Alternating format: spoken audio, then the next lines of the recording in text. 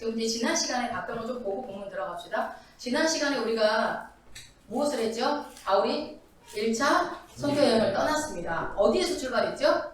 수리아. 네, 수리아 안디옥은 머릿속에 항상 기억하고 있어야 돼요. 수리아 안디옥 항상. 왜냐하면 초대교회의 이방인 교회로 제일 부흥됐던 교회고 최초의 이방인 교회고 그리고 선교사를 파송했던 그리고 우리 바울이 3차 전도여행까지 했던 파송교회이기 때문에 수리아 안디옥의 위치는 꼭 반드시 기억해 주시고 명칭을 기억해 주셔야죠. 누구랑 떠났죠? 바나바만 떠났어요? 마가예요? 요한이에요? 마가라 하는 요한. 그러니까 마가는 유대식 이름이고 요한은 로마식 헬라식 이름으로 그렇다고 하더라고요. 근데 마가라 하는 요한, 그래서 그 요한복음 쓴 사람인가? 마가복음 쓴 사람인가? 뭐요? 마가복음 쓴 사람. 네. 요한복음 쓴 사람은 아니죠. 요한이죠. 그렇죠. 요한복음 요한 있었죠. 요한 1서, 2서, 3서, 요한복음, 요한계시록을 쓴 사람은 누구랑 형제죠? 야고보하고 형제. 야고보는 야고보는 그쵸, 야고보하고 둘이는 형제고요. 그러니까 그런 좀 족보 정도는 좀 알고 있어요. 요한이 누구더라? 마가가 누구? 이러시면 안 돼요. 그리고 하는데 첫 번째 목적지가 어디로 갔죠? 자, 저 주황색 길을 기억하셔야 된다고 그랬어요. 수리아 안디옥에서 어디로 갔죠? 배 타러 어디로 가요? 그러니까 수리아 안디옥은 좀 내륙 쪽에 있으니까 배 타러 인천항으로 가는 거예요. 가가지고 실루비아를 해서 어디로 가요? 살라미스로 가는 거예요. 살라미스로 우리 성경에 보니까 그 섬을 가운데로 지났다고 했어요. 가로질러서. 자, 구브로라는 이 섬에서 대여를 낳죠. 누구를 낳았죠? 서기오 바울을 개종시킵니다. 그러면서 거기서 무당 노릇을 했던 무당도 박수무당, 엘루방 어떻게 해요? 눈을 그냥 확 안 보이게 만들어가지고 그거를 보고서 막 그 섬이 이제 전체가 이제 구원을 받는 거예요. 그러고 나서 어떻게 해요? 바보로 갔다가 밤빌리아 지방에 아탈리아가 아니죠. 버가로 갑니다. 버가. 아탈리아는 돌아갈 때 들리는 거예요. 버가로 갔다가 버가에서 누가 갑니까? 마가가 돌아갑니다. 마가가 배멀미가 심하지 않나. 근데 우리가 생각을 해보면 왜 마가가 저기까지 가서 돌아갔을까? 굳이 배 타고 만약에 갈 생각이었으면 구브로에서 그냥 바로 돌아가도 되잖아요. 근데 밤빌리아까지 갔다는 거는 가볼 의향이 있었다는 거죠. 아니면은 눈치 보고 수종자로 갔기 때문에 그냥 어쩔 수 없이 바나바 수종 돌라고 담임 목사님 수종 돌라고 따라갔다가 가기는 갔는데 이 그 바보에서 버가까지 가는 동안에 너무 힘들지 않았나? 배멀미도 했는데 그 앞에 뭐가요? 토러스 산맥이 지금으로 버스로 몇 시간을 건너야 되는 산을 넘어야 되는 걸 보고 순간 이건 내 사명이 아니다. 우리 여러분들 힘들면 이건 내 사명이 아니야. 그래서 마가가 돌아가죠. 그렇게 돼서 이제부터 이 갈라디아 지방의 선교를 누구랑 합니까?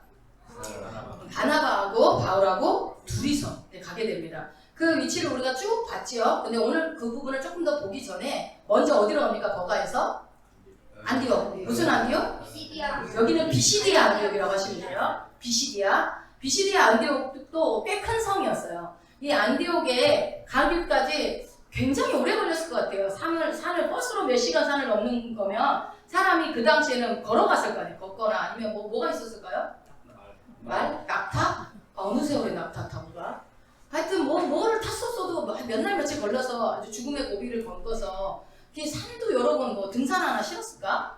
제대로 갖췄을까? 모르겠어요. 하여튼 거기까지 비시디아 안디옥까지 가게 됩니다. 그래서 이 비시디아 안디옥에 가서 바울이 첫 번째 설교를 해요. 어디에서 하죠? 회당. 아까 밤빌리아가 아니라 아까 바보섬에 있어도 구브로 섬에서도 회당이 있었다고 했잖아요. 회당에 있는 곳은 누가 있다? 여러분 우리가 예수님의 그 공생의 기간에도 유대인이라는 그 명칭이 굉장히 중요했고요. 신약에서는 이 유대인이라는 이 단어가 굉장히 중요한 역할을 합니다. 유대인이라는 게. 마찬가지로 바울도 이 유대인이 항상 따라다닙니다. 근데 여러분 유대인이라는 뜻이 뭡니까?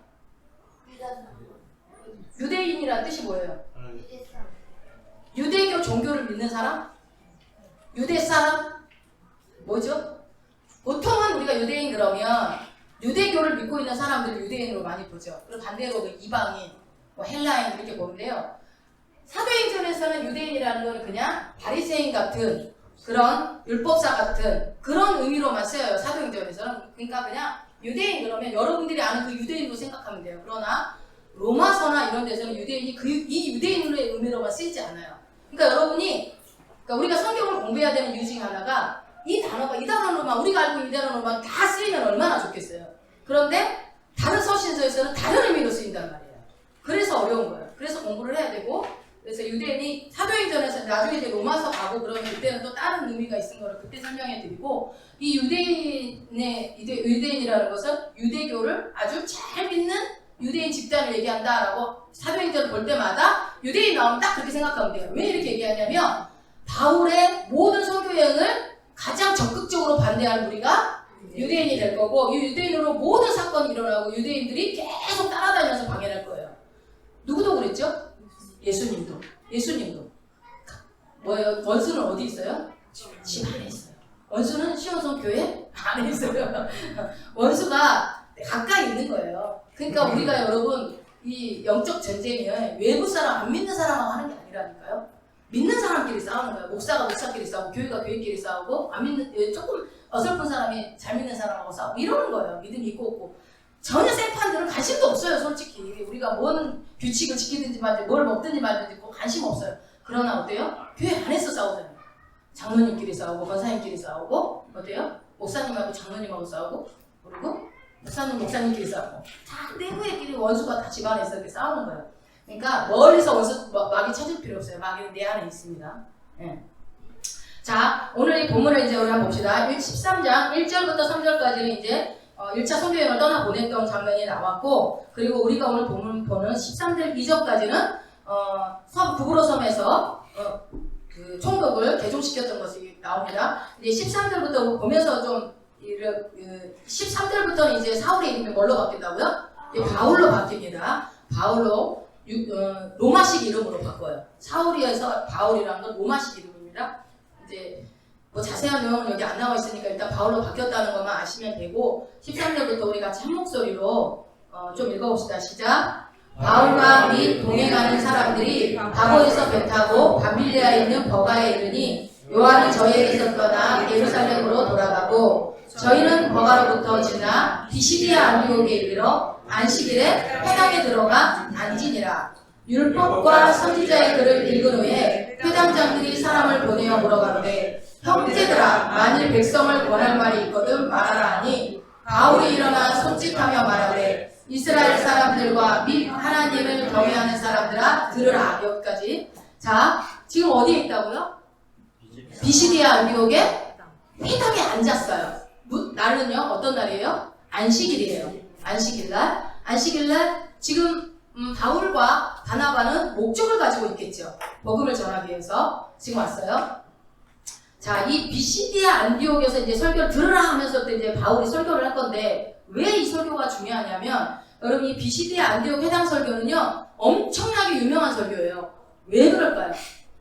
첫 번째, 바울이 첫 번째 설교이기 때문에 14년 동안에 본인의 구약 성경을 정리를 아라비아에서 혹은 다소에서 아니면 혹은 뭐 어디죠? 다메섹에서든 어디서든 그 복음을 정리를 하고 계속 14년 동안 공부만 하고 있었던 건 아니고 복음을 전하고 정리했던 것들을 처음으로 설교를 하는데 첫 설교인데 대상이 누구예요? 대상. 여러분 설교는 누구한테 하느냐가 중요하죠. 앞으로 사도 바울의 이게 1차 전도여행이 끝나고 나면 우리가 갈라디아서를 볼 텐데 갈라디아서의 수신자가 누구예요? 갈라디아 교인이겠죠. 갈라디아 교인. 뭐 데살로니가 교인 이렇게 하면 안 되죠. 전혀 다르게 되는 거예요. 그러니까 수신자가 누군지를 알아야 돼요. 그리고 그 수신자가 여러분 편지를 왜 써요? 편지를 왜 씁니까? 편지를 써야 될 이유가 있으니까 쓰겠죠. 근데 왜 무슨 문제가 있기 때문에 쓰지 않겠어요? 반드시 편지가 갈 수밖에 없는, 내가 몸이 못 가는데 몸으로 직접 가면 좋은데 못 가니까 말자가 아니라 반드시 해야 될 얘기가 있을 때, 그러니까 뭔가 문제가 있었을 때 편지를 썼을 것이라고 보는 거죠. 그러면은 편지를 보기 전에 우리가 그래서 왜? 누구한테? 뭐 때문에? 무슨 문제가 있기에? 이거 이거를 알기 위해서 지금 전도여행을 보는 거잖아요. 그러면은 지금 이 갈라디아 지방에 비시디아 안디옥에서 지금 설교를 할 때에 여기 지방을 하고 나서 1차 전도여행의 결과가 열매가 뭐였죠? 갈라디아 교회가 개척이 돼요. 갈라디아 교회가 만들어지는 궁극적인 역할을 하면 이 해당 설교가 되는 거예요. 교회가 만들어지는. 우리가 잘 아는 그 갈라디아서 그 내용들 정말 뭐 갈라디아서 2장 20절 막 내가 십자가에 못 박혔다니 뭐 그게 중요한 게 아니야. 그게 중요한 게 아니고 어떻게 해서 갈라디아 교회가 개척됐고 왜 갈라디아서를 썼게 됐는지를 배경을 오늘 보셔야 되는데 그 비시디아 안디옥 해당 설교가 도대체 누구를 대상으로 하는 거였는가? 대상이 누구였을까요? 유대인? 유대인이었까요? 누굴까요? 이스라엘 사람들과 및 하나님을 경외하는 어디 나와 있어요? 거기 나와 있어요? 이스라엘 사람들과 및 하나님을 경외하는 사람들아. 이 사람들이 진짜 하나님을 경외하는 사람들일까요? 네? 이제 어쨌든 바울이, 그러니까 여러분도 잘 찾았어요. 바울이요, 이렇게 서신서에 볼 때 인사말이 틀려요.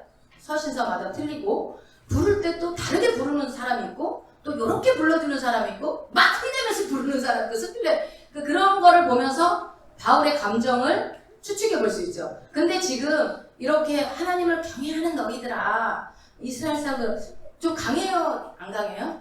그렇게 강한 느낌은 안 들죠. 당연하죠. 여기가 지금 어디예요? 이방 지역이 이방 지역. 이방인. 그러니까 지금 예를 들면 이게 어떤 설교라고 생각하시냐면 여러분이 외국에 선교를 갔어요. 근데 선교를 갔으면 어디를 갔냐면 어디를 간 거예요? 바로 한인타운을 갔어요.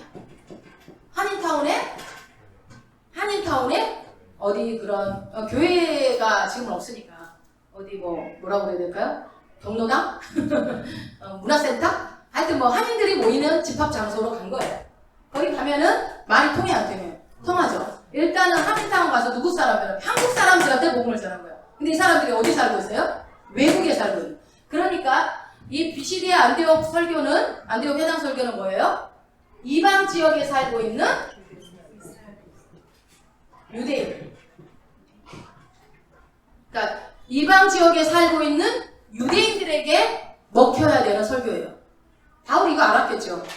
여러분 이게 사실은 이거 들어가기 전에 구약과 신약의 사이가 한 장 1초도 안 걸리지만 세월은 몇 년이죠? 400년. 네. 신구약 중간기가 400년이란 말이에요. 말라기에서 마태복음까지가 400년이 흘렀는데 이 400년의 역사를 글쎄 언제 할지 모르겠는데 한번 봐야 돼요. 그거를 알아야 이게 또 이해가 가는데 디아스포라, 흩어진 유대인들이 그 신구약 중간기 400년 때 주일학교는 한번 했지만 잊어버렸을 거예요. 싹 다.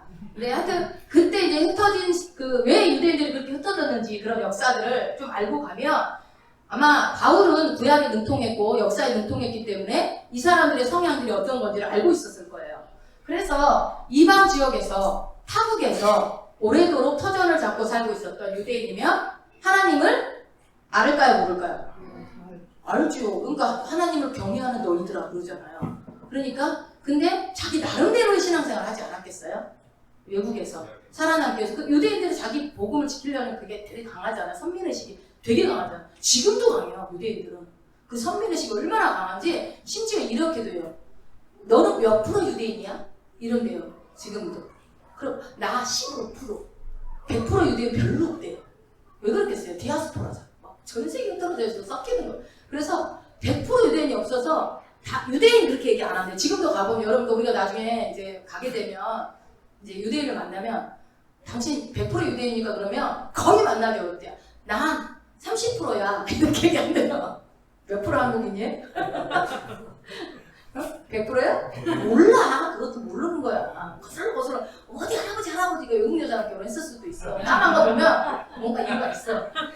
우리 아내도 그러면 유대인의 피가 0.0001% 있을지 모르잖아. 혹시 올라가 보면 웃겨요. 그렇게 유대인들이 그 정도로 자기네가 몇 퍼센트는 그걸 어떻게 결정하는지 난 모르겠어요. 이 오랜 세월 동안 그러니까 그 조건을 따졌겠지. 그러다 그 할아버지가 하필이면 일반 여자를 만났네 거기서.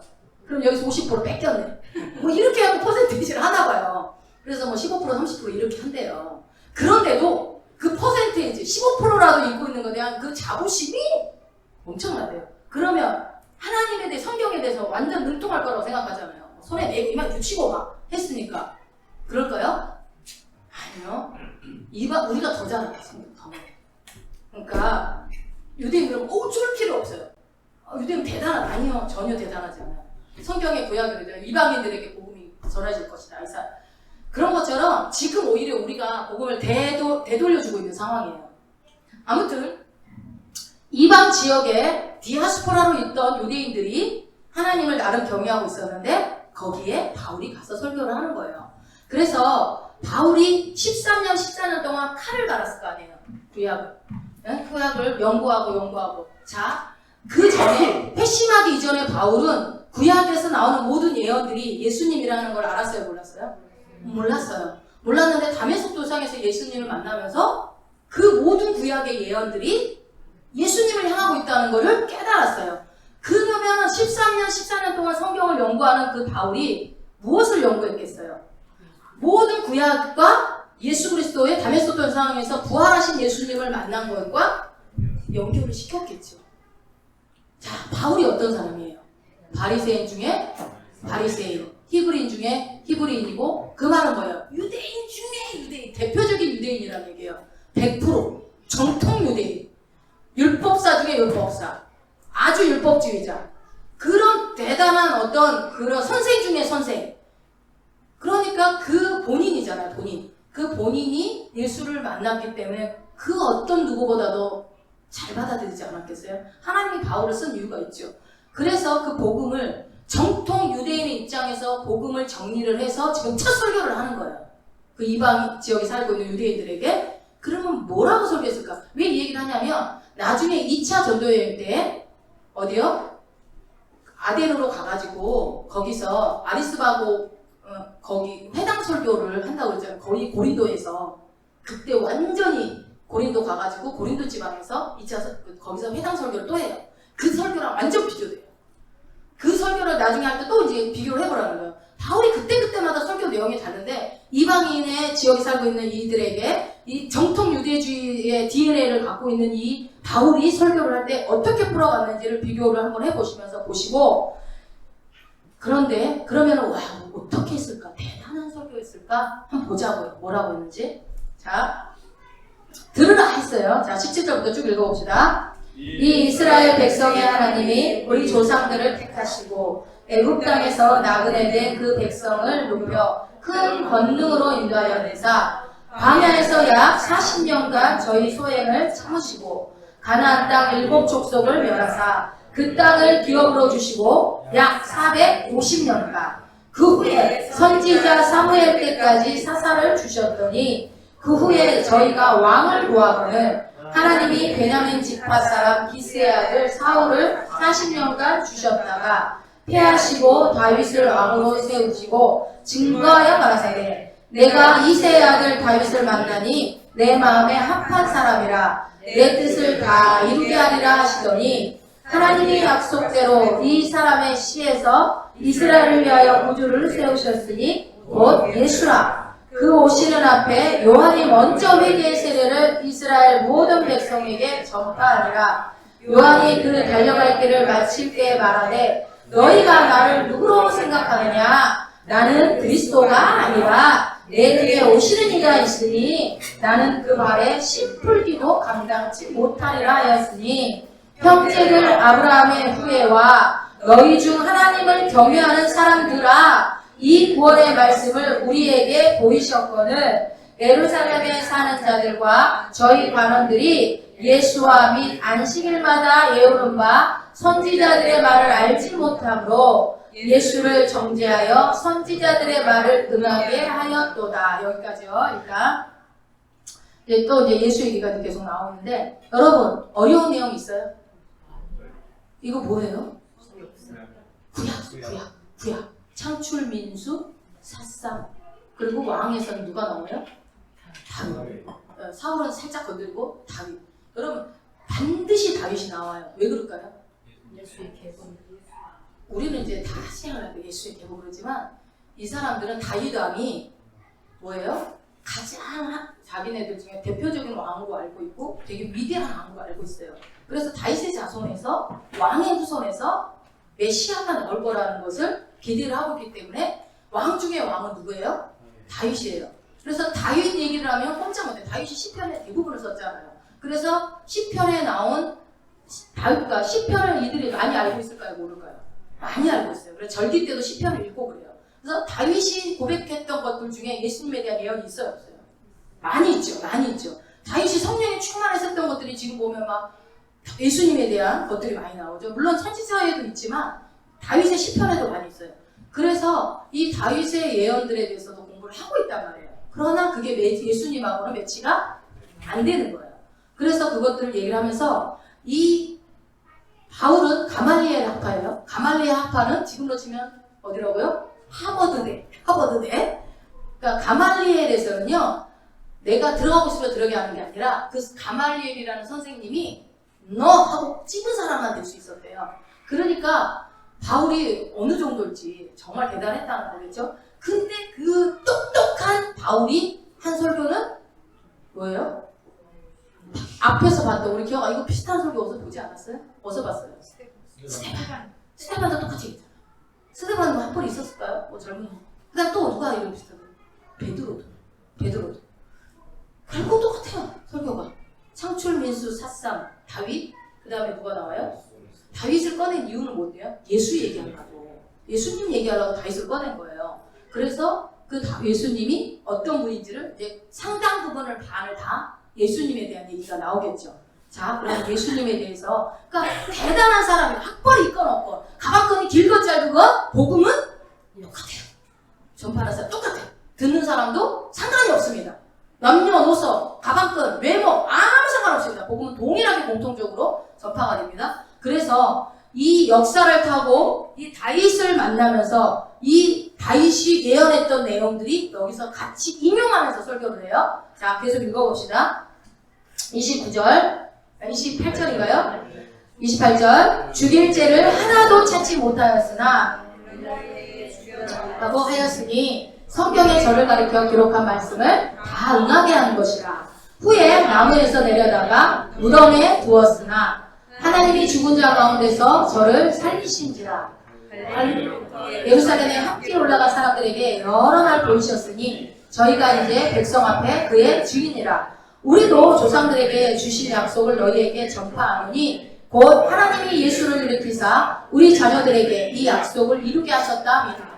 시편 둘째 편에 기록한 바와 같이 너는 내 아들이라 오늘 너를 낳았다 하셨고 또 하나님께서 죽은 자 가운데서 저를 일으키사 다시 썩음을 당치 않게 하실 것을 가르쳐 가라사대 내가 다윗의 거룩하고 깊은 은사를 너희에게 주리라 하셨으니 그러므로 또 다른 편에 일렀으되 주의 거룩한 자로 썩음을 당하지 않게 하시리라 하셨느니라. 잠깐만요. 이게 무슨 내용인지 잘 모르시겠죠? 조금 보고 갈게요. 지금 시편의 말씀을 인용해서 지금 하는 거예요. 지금 여기서 뭐라고 그래요? 시편 몇 편 얘기해요?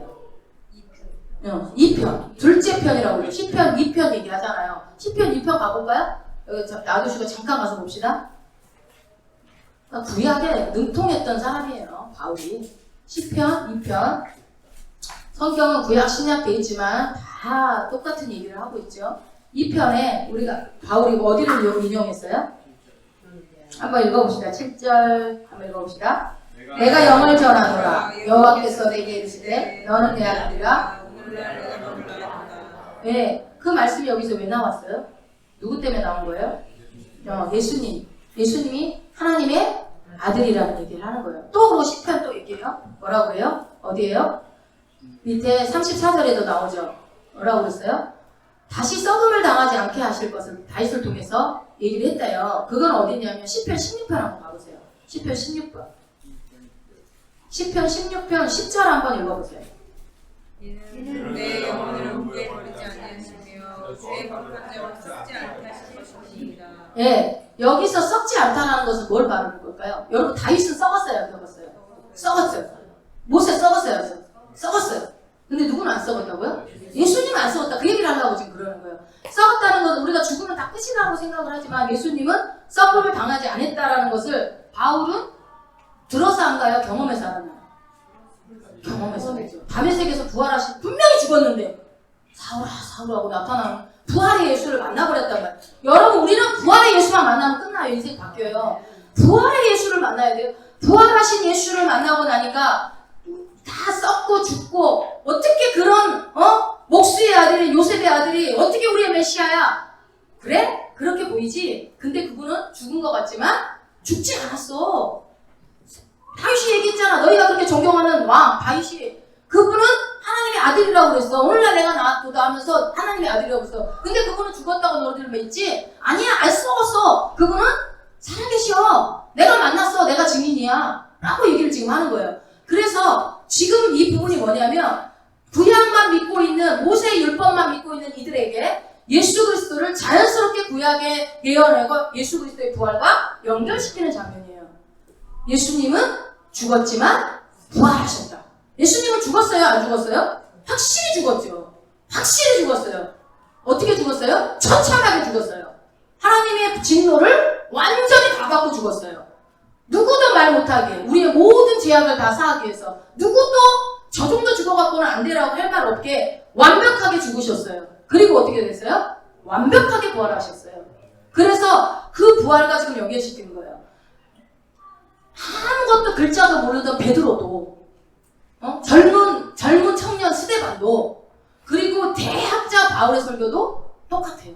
창출 민수, 창세기 출애굽기 민수기 쭉 구약의 설교에 대한 내용에다가 플러스 뭐를요? 예수의 부활을 설명을 하는 거예요. 여러분. 네. 왜 그럴까요? 왜 똑같을까요? 아니 똑똑한 이 바울도 그렇고 베드로도 무식한 베드로나 스데반 젊은이나 어떻게 이렇게 똑같은 얘기를 할까요? 사도행전에 중요한 두 단어 여러분 제가 잊지 말라고 그랬죠. 뭐라고 했어요? 네? 증인과 네. 똑똑해요. 잊어버리지 않아서 있고요. 자, 증인과 성령. 이거는 사도행전을 읽으면서 계속 기억해야 되잖아요. 그러면 우리는 결국 증인으로 살아야 되고 증인으로 살게 만드는 분이 누구다? 성령이겠죠. 이 바울이나 스데반이나 베드로나 왜 설교가 똑같다? 증인이기 때문에. 여러분 다른 복음은 없어요. 복음은 똑같아요. 그래서 바울이 이제 나중에 여러분 서신서를 가보면은 바울이요 내 복음이라고 막 얘기해요. 당당하게 막 내 복음. 그게 뭐예요? 내 복음이라는 것이 그럼 뭐 내가 복음이야? 그게 아니라 본인이 직접 경험한 말로 들어서 배운 복음 아니고 내가 직접 만난 예수, 살아계신 예수, 부활하신 예수, 영원히 살고 계시고 지금도 함께 하시는 그 예수, 그 예수를 하는 거죠. 그러니까 이 내용들을 왜 이렇게 하냐면요. 여러분 잘 생각해 보세요. 바벨론 포로로 갔다가 몇 년 만에 돌아오죠? 유대인들이? 이스라엘 백성이? 70년 만에 돌아왔어요. 거기서 성을 재건하고 또 느헤미야를 통해서 성벽을 재건하면서 그리고 나서 에스라서에 보면 에스라가 다 불러 모으죠. 그러면서 뭐를 해요? 에스라는 대제사장이기도 하지만 율법사 학자였단 말이에요. 그래서 가르치는 선생님이었어요. 뭐를 가르쳐요? 이스라엘의 역사를 가르쳐요. 너희가 끌려가서 포로로 있었던 것 같이 종의 의식, 그 정신 버려. 너희가 어떤 존재인지 알아면서 에스라가 막 정체성을 불어넣어주는 거를 에스라서에 나오죠. 그래서 에스라서 읽어보면은 막 성민의식이 빵빵 나오잖아요. 우리가 어떤 백성이냐? 누가요? 어떤 백성이에요? 하나님이 침발난 짜 그런 백성이지 않냐? 너희들이 지금 70년 만에 그걸 잊어버렸어 하면서 애타게 가르치는 게 에스라서죠. 그 에스라에서 그런 공부를 했던 그런 것들을 그대로 유대인들에게 이어져 왔단 말이에요. 어떤 의식? 우리는 최고. 우리만 하나님 백성. 그래서 몇 퍼센트라도 하나님 백성. 그런 피가 흐르고 있는데 그 사람들에게 그 과거의 역사를 다 알고 있으니까 먼저 풀어준 거예요. 그치? 너 알고 있지? 이렇지? 아브라함은 모세를 통해서 몇 년 동안 알고 있지? 근데 그게 뭘 때문에 그렇게 한 줄 알아? 누구 때문에? 예수야. 예수님 보내려고 그런 거야. 그러면서 그 선지자들을 통해서 너 알지? 에스라 선생님 잘 알고 모세 선생님 알고 또 이사야 선생님 잘 아시지? 그 사람들이 다 누구 얘기했는 줄 알아? 예수님 얘기한 거야. 막 지금 붙여서 계속 얘기를 하는 거지. 앞으로 이제 바울의 설교에서 그런 얘기들이 계속 나올 거 서신서에서. 그러면서 결국은 창세기, 출애굽기, 민수기, 여호수아, 사무엘, 사사기도 얘기하죠. 사사들을 세워서 막 했는데 뭐 했다는 거예요? 하나님 말 안 듣고 그러니까 폭포로로 끌려가가지고 고통 당하다가 그러다가 결국은 왕도 세워주고 왕이 했더니만 다윗을 통해서 다윗이 예언하지 않았냐? 그 예언이 바로 예수였다. 그래서 결국은 예수는 죽었고 결국은 예수 죽음 뭘로? 부활로 쫙쫙쫙 연결해가는 다 계산된 설교를 지금 하고 있는 거예요. 그러면서 그 족보를 이제 지금 훑어주는 거죠. 이 구약의 하나님 나라의 왕의 그러니까 구약에서 가장 하나님이 가장 합한 자라고 했다고 그랬잖아. 다윗이 내 마음에 합한 자라. 그 가장 마음에 합한 모델 왕이 다윗이었는데 그 다윗의 자손인 예수 그리스도가 진짜 왕이다. 그 족보가 거기서 얘기한 그 왕에서 나온 예수가 진짜 왕이다 얘기를 하는 거예요. 자, 여러분 질문하겠습니다. 여러분 그리스도인이시죠? 네, 예수를 믿으시죠? 그럼 예수님은 그리스도가 맞습니까? 예수님이 그리스도이십니까? 아니면은 미친 청년입니까? 자, 지금 유대인들은 예수를 어떻게 알고 있어요? 네? 어떻게 알고 있어요? 미친 청년으로 알고 있죠, 아직 지금 보면 예수님은 미쳐가지고 그래서 막 그러잖아요. 예수님 이적을 보일 때 저거는 바알색으로 힘을 빌려가지고 귀신의 힘을 빌려고 한 거야. 미쳤다는 거잖아요. 미쳤다는 거. 자, 그러면 여러분들은 예수님을 믿으십니까? 자, 예수가 그러면 여러분들이 결정을 하셔야 돼요. 둘 중에 하나 결정하셔야 돼요. 예수님은 그리스도다. 구세주. 그리스도냐? 아니야. 그 청년? 미친 청년이야. 둘 중에 하나밖에 없어요. 둘 중에 하나. 어디를 택하실래요? 뭐 이런 질문을 해요? 그리스도라고요? 아니야, 난 미친 청년이밖에 잠깐 살다 간 사람. 뭐 부활이야, 부활을 개뿔. 어디다 숨겨놓고 괜히 시체 숨겨놓고. 그걸 믿으실래요? 이걸 믿으실래요? 아니야, 나의 구세주야. 내 모든 죄를 사시고 나도 예수님과 함께 부활할 거야. 박명호사님! 그리스도? 뭐 당연한 좀 질문을 지금 고민하는 사람이 있네. 정연아. 자, 후회 안 하시죠? 분명히 다 그리스도라고 했어요. 아니다. 나는 미친 청년으로 하겠다. 빨리 기회 드릴 때 빨리 얘기해. 아니다. 자, 바울도 마찬가지로 처음에는 미친 청년으로 알고 있었지만 나중에 어떻게 돼? 다메섹에서 그 미친 청년을 만났잖아요. 그러니까 어떻게 됐어요? 그리스도로 돼버렸어요. 구세주로. 우리도 마찬가지예요. 우리도 다 누군 예수를 만난 기억이 있죠. 그래서 옛날에는 예수가 진짜 하나님 아들 맞아? 어떻게 지금 사람이 죽었다가 다시 살아나? 사실 아직까지도 안 믿어질 수 있어요. 여러분 부끄러워하지 마세요. 안 믿어지는 거 뭐 어쩌라고. 주님 믿게 해주셔야 믿지 뭐 내 마음대로 믿나? 여러분 진짜 내가 막 예수 교회 오자마자 확 믿어진 사람 손 들어보세요. 나 막 복음 듣자마자 막 너무 믿어져가지고 눈물이 차차차차 났다. 그 다음부터는 다시는 내가 흔들리지 않고 계속 한 길로만 이 길까지 왔다. 저밖에 없어요? 오자마자 예수를 그렇게 잘 믿어주면 얼마나 좋아요. 근데 바울도 정말 자기가 알고 있던 구약 공부를 그렇게 능통했던 사람도 예수를 미친 청년이었어요. 여러분 우리는 선택이 딱 두 가지밖에 없어요. 이걸 선택하든지 이걸 선택하든지. 그래서 미친 청년으로 알던 사람은 미친 청년으로 알았기 때문에 그 미친 청년을 믿는 사람들을 잡아주려고 열심히 하나님을 경외하는 삶을 살았어요. 자기 나름대로 방식대로. 그러다가 아니다라는 걸 알고 나서 그리스도구나, 구세주구나, 하나님의 아들이구나 라는 걸 알게 된 뒤부터는 바울은 어떤 삶을 살았어요? 생명을 걸었어요. 그리스도에게 생명을 걸었어요. 장가? 안 갔어요. 못 갔을 수도 있어. 못생겼어. 그거는 농담이고요. 그리스도에게 목숨을 걸었어요. 목숨을. 자, 여러분 둘 중에 하나 선택했어요. 그리스도나 미친. 나는 그리스도를 여러분 다 선택. 왜 목숨을 걸지 않나요? 진짜로 그리스도가 예수님이 그리스도라는 걸 믿으신다면 여러분 예수님께 목숨 걸으셨어요? 아멘! 아무도 없어요? 저만요? 예수님이 구원자가 맞아요? 나의 구세주 맞아요? 예수 믿으면 천국 가요? 예수 믿으면 내 삶이 그분에 의해서 내 인생이 다 주관되고 예수 안에 있으면 결코 정죄함이 없고 결코 예수 믿으면 지옥 안 가고 천국 가요? 아멘 잘하시네. 우리는 왜 근데 봐봐요. 진짜 그세주를 예수를 만나게 되면 목숨을 바치게 돼 있어요. 목숨을 생명을 걸게 돼 있어요. 왜 그럴까요? 그게 여러분 다 성경 나가는 얘기가 아니에요. 근데 여기에 여러분들이 이 시간에 삼겹살을 배부르게 먹고 졸리면서도 앉아있는 거 보면 목숨 거시는 것 같기는 해. 이게 쉬운 일이 아니에요.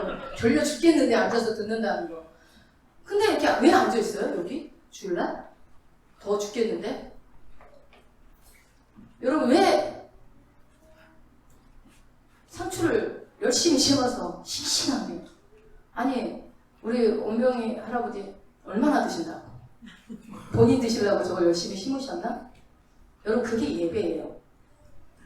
상추 열심히 심어서 정말 좋은 거를 해서 우리 성도들이 먹는 거 보고 먹다가 좀 이게 예배예요. 여러분 이 형식만 갖춰서 드린 게 예배가 아니라니까요. 자, 우리 권사님이 예를 들면 그래요. 우리 권사님이 우리 두 분 권사님이 식당에서 우리 성도들 오늘 맛있게 해야 되겠다. 콩나물국을 열심히 맛있게 갈고 이게 맛있는 거야. 얼마나 마음 쫄이겠어. 이게 뭐 맛이 안 나는 것 같기도 하고 비릿한 것 같기도 하고 싱겁나잖아. 그게 예배라고요. 최선을 다하는 거. 우리 성도들을 위해서 맛있게 먹이려고 최선을 다하는 거. 한 번도 그렇게 예배라고 생각 안 해보셨죠? 예배라고 생각해야 이게 최선이다. 하나님을 할 때 우리가 죽게 하든 하라고 그러죠. 모든 일을. 그게 예배의 삶이라니까요. 그러면은 여러분 우리가 늘 얘기해요. 교회 와서 청소할 때 내 집보다 더 깨끗하게 하려고 해야 된다고 했잖아요. 왜요? 예배니까. 그게 예배니까. 그냥 그러다가 최선을 다하려고 했는데 맛이 없는 건 그건 어쩔 수 없지. 그거 가지고 음식 솜씨도 없는 분이 뭐 이렇게 맡아가지고 이러시면 안 돼요. 그럼 네가 해라. 여러분들이 이제 만약에 그런 말 하세요. 네가 해라 그러세요. 그런 것처럼 우리가 여러분 이게 공동체 안에 교회 안에서 이 공동체 안에서 하나님이 각자에 맡겨준 직분이 있잖아요. 은사를 줘서 누가 더 같이 있고 안 같이 있고 제가 말씀 전한다고 더 같이 있는 게 아니라니까요.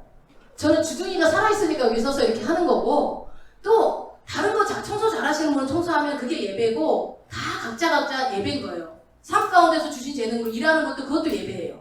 다 예배예요.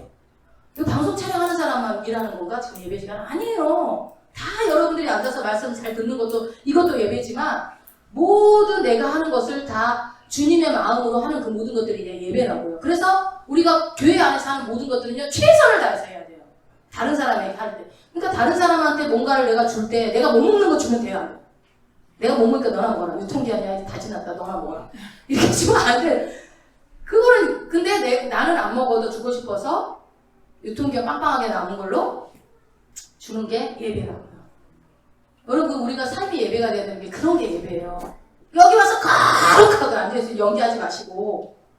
저는 제가 주일날 연기를 너무 많이 하는 것 같아요. 연기를 잘하는 것 같아요. 거룩하죠. 우리의 삶을 여러분 말씀을 들을 때 우리 그랬구나 어머 그랬구나가 아니라 저 사람이 저랬었는데 예수를 죽이려고 했던 사람이 목숨을 걸고 바다를 건너고 산을 넘고 어떻게 해서 그랬지? 예수가 그리스도라는 걸 믿었기 때문에 그랬구나.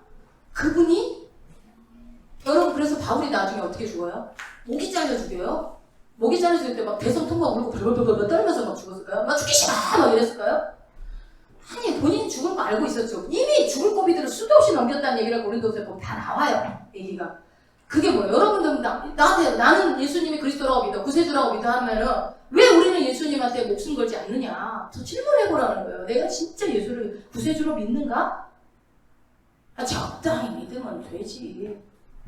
나중에 여러분 예수님이 선물을 마음껏 주겠다 할 때 예수님 적당히 주세요. 뭐 나한테 저 옆 사람 주세요. 다 주세요. 나는 다 필요 없어요. 이러실래요? 우리가 이 바울의 생명건 설교 여기서도 목숨을 걸고 해요. 왜냐하면 이 다음에 가면 돌 맞아 죽을 뻔하잖아요. 거의 거반 죽었다고 하는 게 루스드라에서 돌 맞아서 죽는 장면이 곧 이어지는데 그럴 수밖에 없어요. 이미 본인은 이런 얘기 하면은 여러분 잘 생각해봐요. 모세만 율법이고 모세가 준 법만 법이고 아직 메시아는 오지 않았단 말이에요. 그렇게 믿고 있었던 이들에게 아니야 니네 틀렸어 니네가 예수 죽였어 라고 막 나왔을 때 이 유대인들은 어땠을까요? 오면 아멘 이랬을까요? 아니라니까요. 또 미친놈 하나 또 나왔네 이렇게 생각할 수도 있고 저거 뭐야 저거 아직 뭐 예수가 와 그 사람 죽었다며 막 이러고 있을 거 아니에요. 그런데 확신 있게 이걸 전했다는 거 뭐예요? 만났기 때문이에요. 예수를 만났기 때문에 바울이. 그래서 목숨을 걸 수 있었던 거예요. 그럼 여러분이 내가 목숨을 안 걸고 있다면 예수를 만나지 못한 것일 수도 있어요. 못 만난 거 부끄러운 거 아니요? 안 믿어질 수도 있죠. 뭐 어떻게. 예수님이 날 위해 십자가 죽으셨다는 사실이 뱃속에서 믿었던 사람도 10몇 년 지나서 믿었는데 뭘. 그렇잖아요. 그거를 믿어지는 그 순간에는 우리가 내 삶이 이제 누가 교회 신앙생활 열심히 하나만 안 해도 목숨을 걸게 돼 있는 거예요. 진짜 예수님이 그리스도라는 걸 믿게 된다면. 그러면 내가 무엇이 가장 가치 있는 것인지 누가 말하지 않아도 알게 되는 거죠. 신앙은 이거예요. 누가 하라고 해서 하는 게 아니라, 누가 떠밀어서 하는 게 아니고, 내가 주님을 사랑하기 때문에, 주님이 내 구세주이기 때문에, 내가 내 인생을 주님께, 내 생명 주님께 드리는 찬양만 하는 게 아니라, 진짜 드리는 거예요. 진짜. 여러분, 말씀이요, 이 생명을 다해서 목숨을 걸고 이 복음을 전했던 바울처럼 여러분 말씀을 그래서 계속 공부해서 하나님을 아는 지식을 계속 늘려가세요. 그렇게 돼야 목숨도 걸게 돼요. 말씀을 모르면 목숨도 못 걸어요. 말씀이 알아지게 되면 어느 순간에 이게 너무 가치 있는 것이 발견되면 무가치한 것들은 다 제껴지게 되는 거예요. 여러분 그래서 천국을 설명할 때 예수님이 밭에 감추인 보화를 얘기를 해요. 참 제가 이 얘기를 하면 또 웃겨요. 이 밭에 감추인 보화 얘기 아시죠? 안 찾아봐도 아시죠? 어떤 얘기예요? 어떤 사람이 남의 밭에 일을 하러 갔는데 그 밭에서 일을 하다 보니까 보물이 나왔어요. 그래서 이제 천국에서 제가 이 얘기를 강성민한테 이 얘기를 하다가 그 얘기를 하면서 감추인 보화가 있었어. 그럼 어떡할 거야? 주님한테 말해야죠. 그러는 거야. 착한 척 하더라고. 근데 이 사람, 그 다음에 제가 당황을 했어요. 이렇게 얘기하면 안 되는데? 여러분 어떻게 해요? 여러분 어떻게 할 거예요? 덮어놔? 그냥 가지고? 아니, 너무 많아서 지금 가져갈 수도 없어. 금광이 뚫려져 있다니까. 성경은 밭을 통째로 샀다고 나와. 전재산 다터를 모아서 빚을 내고 땡빚을 내고 달러빚 내가지고 샀다고 이렇게 나오는 거. 방금 와서 어떻게 할래? 발견되면 주인한테 얘기할 거지. 로또 당첨됐는데 어떻게 얘기해? 여러분 어떻게 하세요? 솔직하게 얘기해봐봐요. 이게 뭐? 내 거 만들어야 돼? 도둑놈 아니야? 주인 건데? 언제부터 너무 의외인데? 주인한테 말할 줄 알았는데 의외인데 실망이야? 여러분 이게 왜 주인한테 얘기 안 하는 줄 아세요? 그런 관점으로 본다는 얘기를 하는 거예요. 그거를 왜 주인한테 말해? 우리 한국 사고방식은 그 땅에 묻혔으면 그 밭주인 거잖아요. 그 밭거니까. 근데 원래는 얘기해서 반띵을 하든지 발견한 사람이 반을 가지고 어디 이래야지 상식 아니에요? 예수 믿는 사람이? 날로 다 먹어? 여러분 그런 의심 안 해봤어요? 그 읽을 때? 전 약간 의심했거든요. 예수님은 어떻게 이런 예화를 드냐?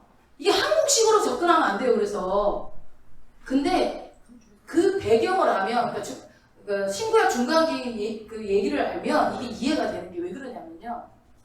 좀 약간 새는 것 같지만 얘기 나오면 말씀을 드릴게요.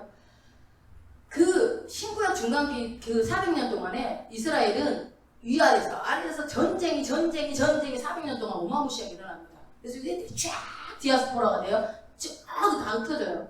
그래서 중간에 끼어가지고 이집트 쪽에서 올라오고 위에서 내려오고 맨날 전쟁이 일어나니까 맨날 와서 약탈해 가는 거예요. 오랑캐들이 와가지고 우리 막 약탈해 가듯이. 그럼 어디다 묻어야 돼? 땅에다 그냥 다 묻기 시작했어요. 먹을 거고 뭐 돈 있고 다 갖고 가니까 웬만하면 다 땅에다 묻었어. 근데 묻어놓고 죽어버렸어. 자식한테도 말 안 했고 묻어놨다고 잊어버렸어. 어디다 묻어놨는데 하도 땅에다. 그래서 당시에 땅에서 보화가 발견되는 건 흔한 일이었대요. 그래서 그러면 그 주인이 있어요 없어요? 그래서 그것 때문에 문제도 있었겠죠. 발견하고 땅을 샀더니만 야 그거 내 건데 내가 묻어놓은 거야. 거짓말 치는 사람? 있었겠죠. 여러분 성경은 비상식적이지 않아요. 상식적이에요 여러분. 그래서 나라에서 법을 정했어요. 자 발견한 사람 거다.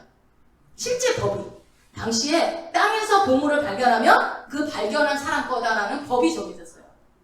그래서 이 사람이 말 안 하고 돈을 다 땡빚을 내서 그 밭을 사는 건 정당한 거야, 안 정당한 거야? 아주 정당한 거예요. 똑똑한 거지. 얘기한 사람 바보지.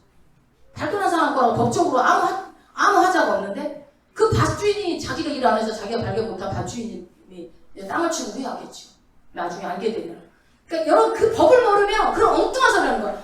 나쁜 놈이네. 주인한테 얘기해야지. 역사를 모르면 이렇게 해석을 할 수 있는 겁니다. 자, 자, 부활의 예수님을 만난, 다시 본문으로 돌아갑니다. 부활의 예수님을 만난 이 바울이 목숨을 걸고 부활의 예수님을 전하는 장면들을 볼 때에 그 예수님은 다윗은 썩었지만 썩음을 당치 않고 음부에 내려가지도 않았고 그렇게 지금도 살아계신다. 바로 그 예수님은 어떤 예수다? 현실 예수다. 현실 예수다. 여러분, 현실 예수 맞습니까? 2022년 전 예수입니까? 지금 오늘 2022년 전 예수입니까? 오늘 예수입니까? 예수님이 오늘 이 자리에 계십니까? 어디에 계십니까? 내 안에만 있어요? 어디에든 계시죠. 예수님은 과거에도 계셨고 지금도 계시고 미래에도 계시고 시간과 공간을 영향을 받지 않는 분이에요. 그런 예수님이 현실, 우리는 시간에 영향을 받는 존재이기 때문에 이게 이해가 안 되지만 그 예수님이 분명히 죽었던 예수님을 만났던 바울이 그 현실 예수를 지금 전하는 거예요. 현실 예수라는 말은 무슨 말이냐? 여러분의 지금의 그 삶에 이 우리가 신약에서 봤던 역사, 수많은 기적과 이적을 이뤘던 그 예수님이 오늘 여러분의 삶 가운데도 역사하신다는 얘기예요. 내 삶의 문제 가운데도 역사하시고 내 자녀들 가운데도 역사하시고 우리 교회 가운데도 역사하시는 그 예수님이 지금 now 이 자리에 계시다는 겁니다. 그 예수는 찾는 자가 만나주시겠다고 그러는 거예요. 찾는 자에게. 그래서 이 바울이 그것을 깨닫기 전에는 엉뚱한 삶을 살았지만 부활하신 예수를 만났을 때 생명을 거는 삶을 살게 했던 것은 바로 누가 한 일이다? 성령이 하시는 일이라는 겁니다. 그래서 사도행전은 성령 행전이라고도 하고 바울 행전이라고도 하는데 여러분 사도행전에서 뭐라고 그래요?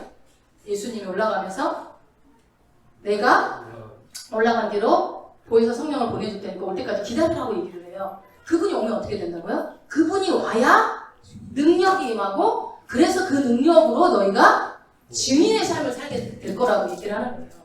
그러면 여러분 막 증인 되세요! 라는 게 먼저예요. 성령 받는 게 먼저예요. 성령 받는 게 먼저인 거죠. 그러니까 내 안에 그 예수를 만나는 게 먼저라고요. 내 목숨을 하나님의 목숨을 못 걸지 걸으라고 하는데 아니 믿어지고 목숨을 걸죠. 믿어줘야. 그런데 그 믿게 하시는 분이 누가 하시는 일이다? 오늘 오전에도 말씀드렸지만 성령이 하시는 일이라는 거예요. 성령의 사역이다. 그리고 그 성령님이 누구를 증거하신다고요? 예수님을 증거하시는 거예요. 여러분 그러니까 고민 안 해도 돼요. 누군가에게 복음 전하라고 나 성경도 몰라가지고 아니요. 예수님이 성령이 내 안에서 아무렇게나 얘기해도요. 그 사람은 또 꿀떡같이 듣고 오게요. 성령이 역사하시면. 그래서 모든 사역의 중심은 성령님이고 그래서 사도행전에서는 계속 성령만 계속 얘기하시는 거예요. 이 앞서서 그 엘루마를 눈을 가리게 했던 것도 누가 하신 거예요? 성령이 그 속에 귀신을 보고 성령이 눈을 멀게 한 거예요. 다 성령이고 바울이 한 게 아니에요. 성령이 하신 거예요. 자, 36절부터 읽습니다. 다윗은 당시에 하나님의 뜻을 쫓아 섬기다가 잠들어 그 조상들과 함께 묻혀 썩음을 당하였으되 하나님이 살리신 이는 당치 아니하였나니 그러므로 형제들아 너희가 알 것은 이 사람을 힘입어 죄사함을 너희에게 전하는 이것이며 또 모세의 율법으로 너희가 의롭다 하심을 얻지 못하던 모든 일에도 이 사람을 힘입어 믿는 자마다 의롭다 하심을 얻는 이것이라. 여러분 이 내용이 로마서에 나오는 7장 8절에 나오는 내용들이 나중에 로마서에서 자세하게 설명을 하죠. 그러니까 뭐예요? 너희가 율법으로 의로워지려고 애썼지. 근데 의로워지느냐고요? 돼요? 안 돼요?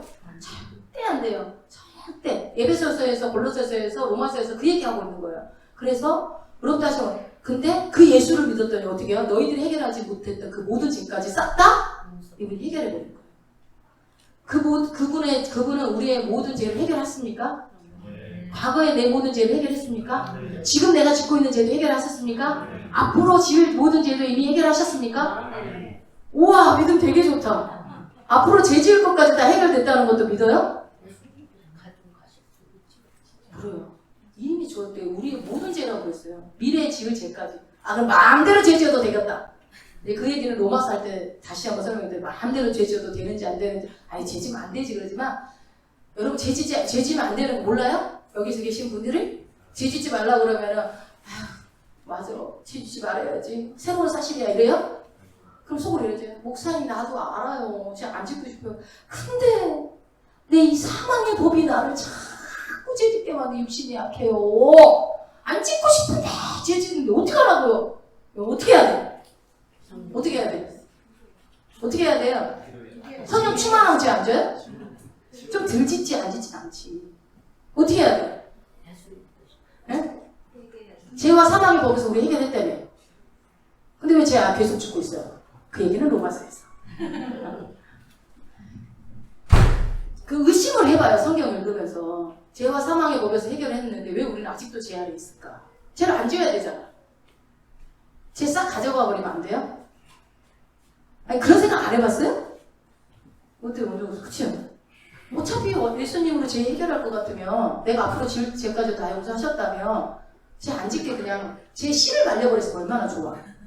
그냥 싹 응? 예수 믿는 순간 안 믿는 사람은 뭐 알아서 하더라도 근데 왜 그럴까요? 오라 나는 공부한 줄 알았다 바로 그러잖아요. 오라 나는 공부한 줄 알았다 이 상황이 오면서 누가 나를 해줘 그러고 나서 함사리로다 이상한 말이 계속 이어져요. 그거 로마서에서 자 기대되죠? 배경을 알면 기대가 돼요. 자 그렇게 돼서 성령께서 여러분 예수님은 성령이 직접 증거하셔요.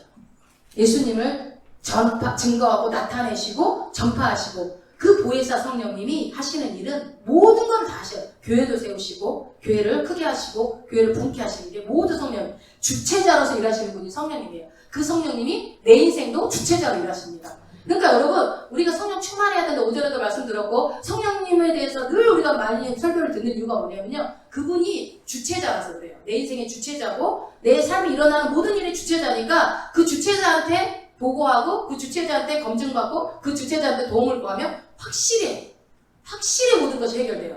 가장 좋은 것으로 해결돼요. 그리고 견뎌낼 수 있는 힘도 줘요.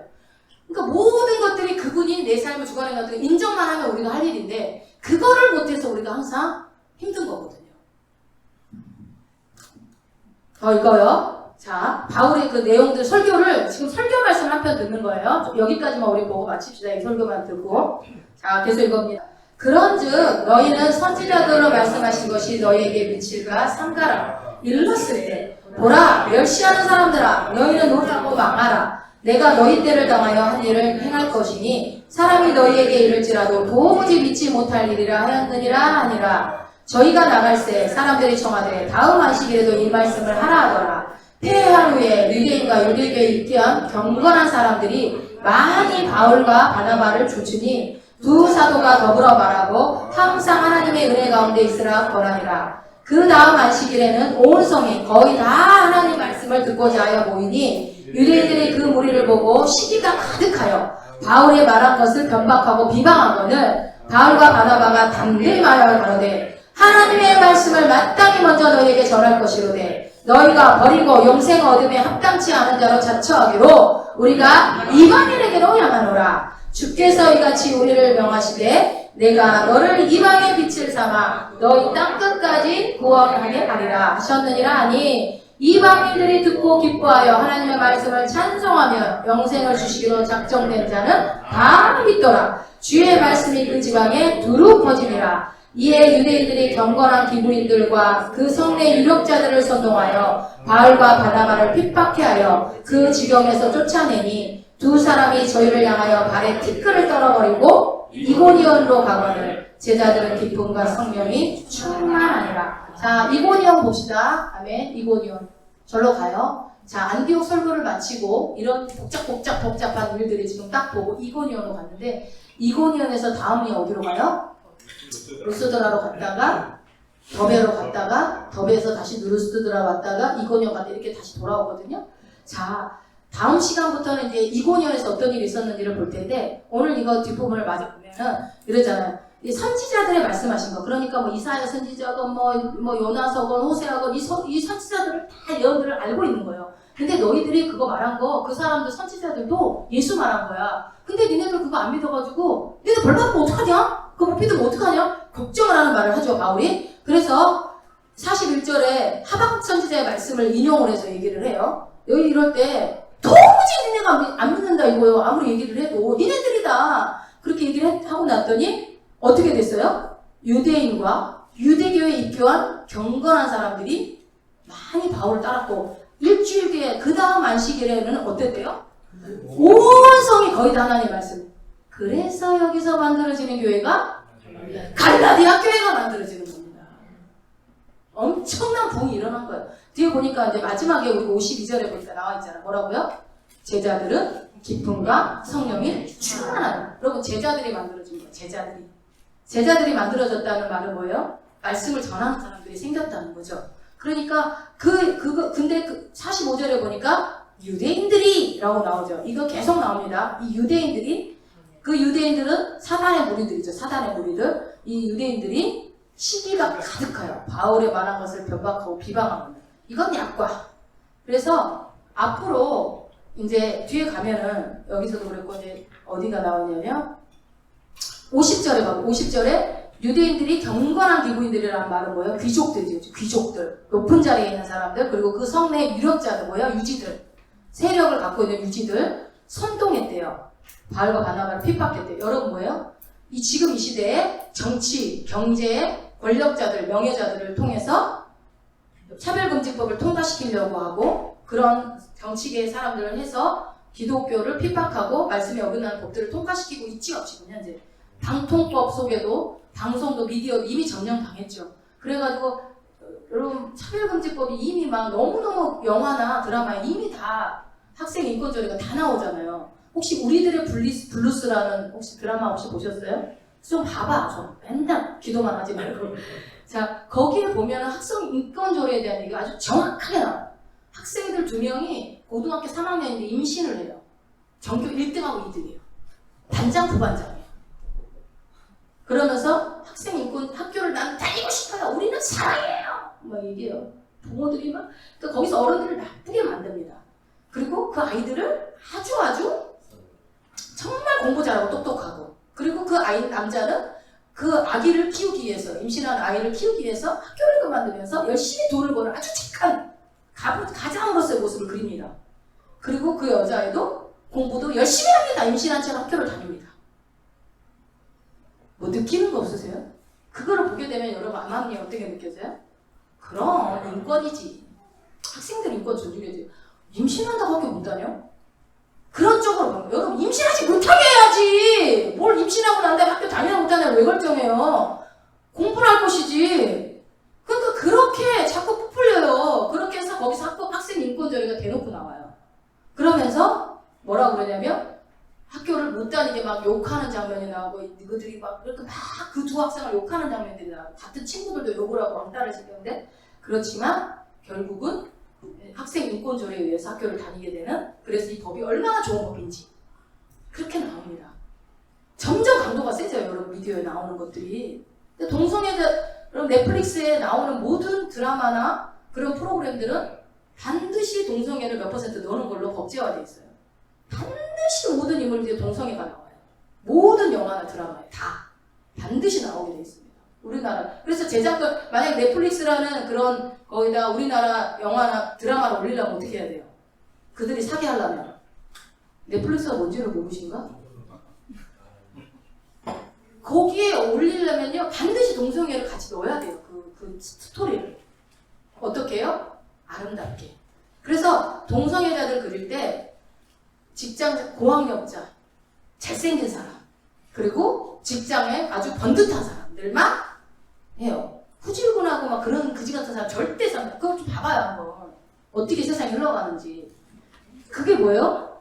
사단이 이 권력자들을 이용해서 유력자들을 이용해가지고 복음을 저지시키는 거예요. 지금 이 시대가 그래서 그런 모든 것들을 정권을 잡아서 그래서 왜 대통령이 중요하고 왜 권력자들, 위정자들이 중요하냐? 그들을 통해서 사단이 역사하니까 힘이 센 사람을 통해서. 그래서 사단도 정권을 이용하고 권력자들을 그런 돈을 이용하고 정치, 경제, 사회, 문화 모든 미디어까지 다 이용해서 공격을 하는데 우리도 방어를 해야 될 거 아니에요. 최고의 방어는 뭐예요? 공격이에요. 공격을 해야죠. 말씀에 확실하게 서 있는 사람이 나가지고 법을 만들어야지. 하나님의 법이면 안 됩니다. 이승만 대통령 같은. 그렇게 해야 되지 않겠습니까? 그렇게 쓰임받고 하고. 그래서 여러분들이 그러니까 여러분, 그래서 내가 잘 돼서 내가 예수를 증거를 해야 되니까 내가 하나님 나한테 돈도 줘야지, 나한테 부자. 좀 약간 사심이 있잖아. 근데 약간 사심이 있는 것 같아.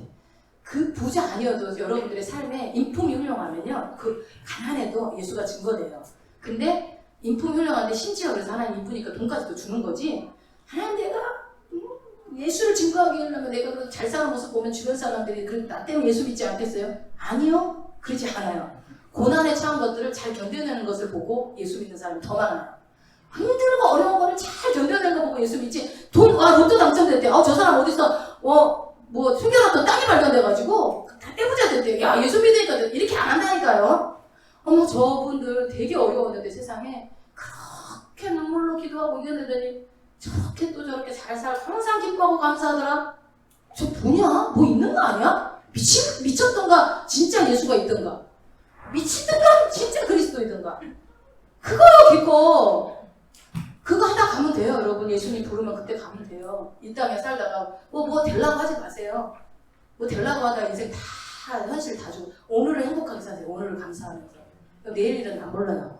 그 찬양 너무 좋지 않아요? 그렇게 사는 거예요.